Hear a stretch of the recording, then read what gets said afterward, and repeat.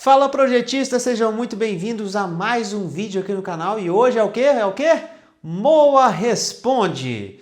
Moa Responde é um quadro aqui do nosso canal em que a gente responde dúvidas que vocês mandam aqui nos comentários dos nossos vídeos, mas muito importante, eu só respondo dúvidas a partir de agora nos comentários dos vídeos do Moa Responde. Então, para você ter a sua dúvida respondida, é só você comentar aqui, ó, nesse vídeo do Moa Responde ou em outros vídeos do Moa Responde. Combinado? Produção, roda a vinheta.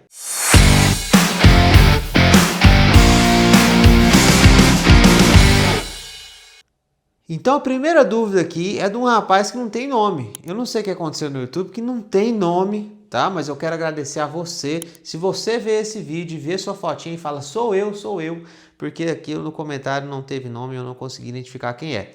Mas aí ele falou assim, beleza meu amigo, beleza. Se for possível, faça um vídeo explicando sobre como é feito um Air Built em instalações e como é escrito da forma correta, pois ainda tenho dúvidas até de como inscrever essa pronúncia corretamente. Escrever, né? Eu acho que ele quis dizer em relação a isso. Então vamos lá, o meu amigo sem nome colocou aí como é que é feito um Air Built. Se a gente for traduzir Air Built no pé da letra, vai dar ar bonito, né? Então não existe ar bonito. O que a NBR 5410 fala nesse item aqui, ó, 6182, é justamente as built. E o que significa as built? Primeiro, como escreve as built? As built escreve assim, ó, desse jeito aqui, ó, o mistério. Ó o mistério. Ó, as built, isso aqui é um U, tá? É assim que escreve as built. As built significa como construído, tá? Como construído, como executado, né? Esse built vem de construção, de construir. Então, o que acontece? Quando você faz um projeto de uma instalação elétrica, faz um projeto de um prédio lá, fez o projeto desse prédio, muita coisa que é executado acaba não ficando conforme o projeto por alguma razão mecânica, por alguma razão existente, por algum problema que aconteceu. O que a gente faz? E aí é o que o item 6182 fala da 5410. Todo projeto que foi já finalizado, né, e a instalação foi finalizada, tem que ser feito o quê? Tem que ser feito um as-built, ou seja, uma revisão do que foi executado para o projeto ficar conforme construído, como construído, né? Agora, como é que a gente faz esse as-built? As-built nada mais é do que um levantamento, tá? Então você vai lá em campo, vai lá na obra e verifica exatamente o que foi executado. Verificando o que foi executado, você passa isso para projeto. Vou trazer um exemplo aqui de um quadro de distribuição.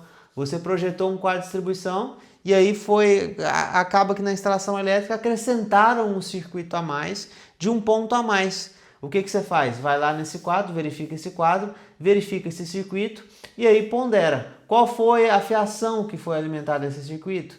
Qual foi o disjuntor? Né? E se esse disjuntor está bem dimensionado?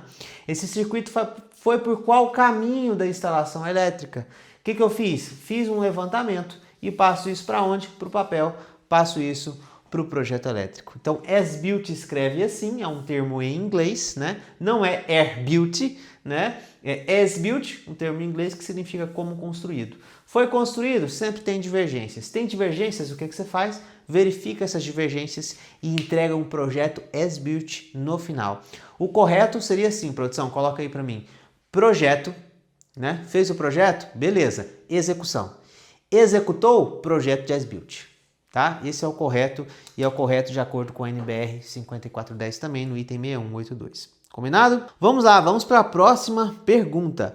A próxima pergunta é do Rubem Carlos de Oliveira, live 104. Rapaz, Rubem Carlos de Oliveira, live 104. Será que foi uma live minha 104 que eu fiz aqui e que ele criou um e-mail para a live 104? Boa tarde. De fato, não existe mais em norma a exigência de 10 ohms. Eu fiz um vídeo falando que não existe mais, nem na NBR 5410, nem na NBR 5419, a exigência de um aterramento menor que 10 ohms. Esse tipo de coisa você vê em concessionárias para aterramento funcional, mas não vê mais na instalação elétrica de baixa tensão, na 5410 e nem na 5419. Mas aí ele fala, alguns manuais de máquinas usadas nas indústrias exigem uma resistência menor que 10 ohms, tá? Como podemos fazer nesse caso? O que eu quero falar para vocês é o seguinte: convencionou-se como parâmetro. É isso em normas antigas. Né? Em normas antigas da 5410 tinha essa questão dos 10 ohms. Qual foi o problema disso? Hoje nós temos um senso comum. Eu vou escrever bem grande aqui para você entender. Chama senso comum, mas você pode trabalhar como informação que é repassada. Quando eu digo senso comum é o seguinte: uma informação que é repassada e replicada, que ninguém sabe de onde vem, mas todo mundo aceita como verdade. Eu vou trazer um exemplo que é o seguinte, presta atenção. Vamos supor que falaram que tal planta, quando você come, faz mal. Uma pessoa falou isso. E isso foi replicado. Você não precisa nem experimentar, né? Para você ter a informação de que faz mal. Aí um dia, belo dia, você experimenta e fala: rapaz, na verdade não faz mal coisa nenhuma não. Inventaram isso. O que acontece? Não estou falando que inventaram essa questão dos 10 ohms, não. Mas em outras normas antigas, normas da IEC e normas americanas também, e até hoje, convenciona-se que um aterramento eficiente é um aterramento que tem uma resistência baixa. Mas hoje, um aterramento que é contínuo, o que significa contínuo, Moacir? Uma casa, um aterramento que é fechado, um anel fechado. Ele gera uma distribuição de corrente mais branda fora dessa edificação. E ele gera menores tensões superficiais de passo. Então, um aterramento que é contínuo e fechado, ele tem uma distribuição de corrente mais branda, ele não atinge regiões de resistividade alta do solo, se o solo tiver camadas de resistividade mais alta, ele é um aterramento melhor de ser trabalhado do que um aterramento que tem uma resistência mais baixa. Então, qual é a ideia? Se você trabalha com um aterramento que tem uma resistência baixa, mas que não é fechado, muitas vezes você não tem tanta eficiência aqui, mas tem mais eficiência aqui. Por isso que as normas falam que você tem que trabalhar com o quê? Qual que é a melhor condição? Um aterramento que seja contínuo, que seja fechado. Um anel fechado entre as descidas. Um anel fechado na instalação. Isso é um termo que a NBR 5410 e a NBR 5419 usam. Um aterramento único, porque aqui eu evito diferença de potencial. Mas qual que é o problema? O pessoal fabrica máquina. O pessoal fabrica equipamentos.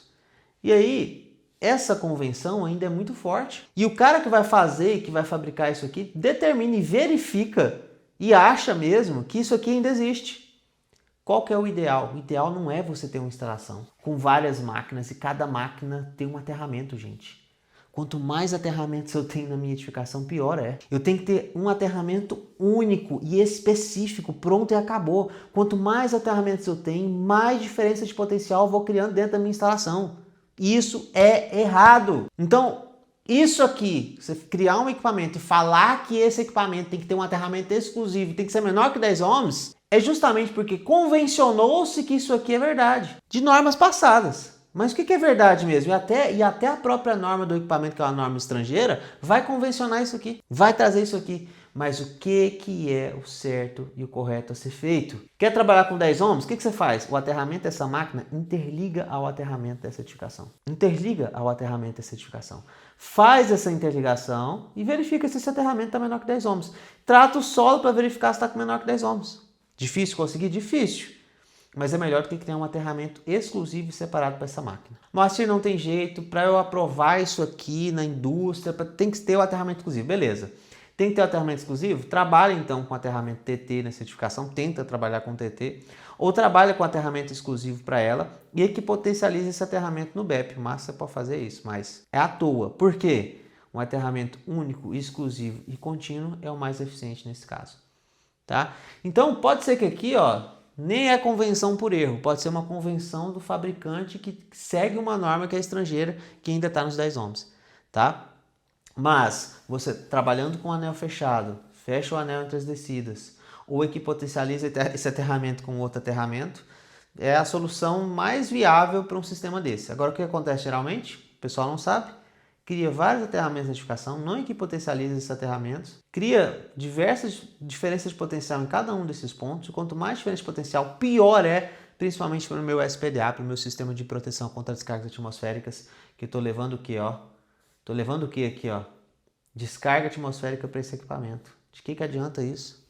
Né? Então tem que ter esses cuidados e falando de SPDA, isso também é muito complicado, porque se eu aqui potencializo tudo e levo isso para várias máquinas, o que eu vou ter? Possibilidade de descarga atmosférica também nessas máquinas.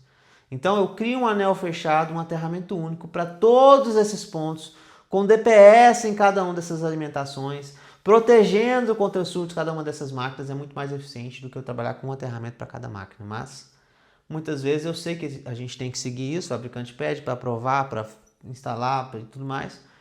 Aí eu faço dessa forma, aqui potencializo, trabalho no BEP principal com DPS classe 1 e aqui potencializo esses aterramentos, né? Mas o correto é o quê? Um anel fechado, único, um aterramento exclusivo para edificação. Pergunta complexa, polêmica, mas a gente tem que falar a verdade e tem que seguir o que a 5410 fala e o que a 5419 fala também. Um aterramento único para todo o sistema é o suficiente para uma instalação eficiente. Beleza? Caiu aqui. Tamo junto, um grande abraço e até o próximo Moa Responde.